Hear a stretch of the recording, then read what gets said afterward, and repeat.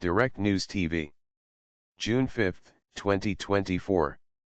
Lebanon arrests gunman following attack on U.S. Embassy in Beirut. A gunman who fired on the Embassy of the United States in Beirut has been arrested after he was injured in return fire.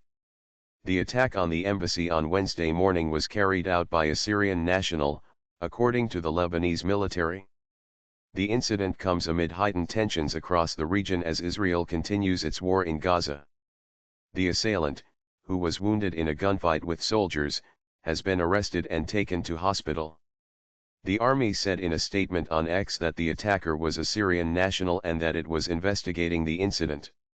It offered no further details, but a photo being circulated on social media shows a bloodied man wearing a vest with Islamic State written on it in Arabic and the English initials I and S.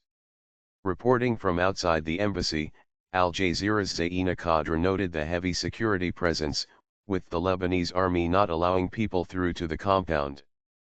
The embassy, which sits in the city's northern suburb of Acre, said small arms fire had been reported at 8:34 m. 05:34 GMT, in the vicinity of the entrance to the building. It added that the embassy staff were safe.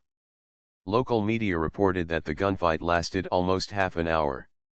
A member of the embassy's security team was reportedly wounded, while the army was combing the area in search of any other possible attackers, according to a security source speaking to the Reuters news agency. Lebanese security sources have suggested that the detained attacker may not have been acting alone, Khadra said. Authorities have suggested that up to 4 other gunmen were involved in the attack. Anger. The embassy lies north of Beirut in a highly secured zone with multiple checkpoints along the route to the entrance. It moved there following a suicide attack in 1983 which killed 63 people. Tension has been high in Lebanon since Israel's war in Gaza started in October. Iran-linked armed group Hezbollah has been engaged in mutual attacks with Israel over the country's southern border. In September last year, a gunman opened fire at the U.S. Embassy, without causing casualties.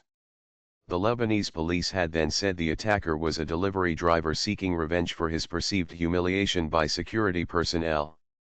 That shooting coincided with the anniversary of a deadly September 1984 car bombing outside the U.S. Embassy in Beirut that killed at least 20 people, which the U.S. blamed on Hezbollah. In October last year, scores of protesters gathered outside the embassy to demonstrate in the early days of the Gaza war, and Lebanese security forces used tear gas and water cannon to repel them. Iran-linked groups in Syria and Yemen have also maintained low-level conflict with Israeli forces. It's too early to say what were the motives behind the attacks. There hasn't been any claim of responsibility, Khadra said.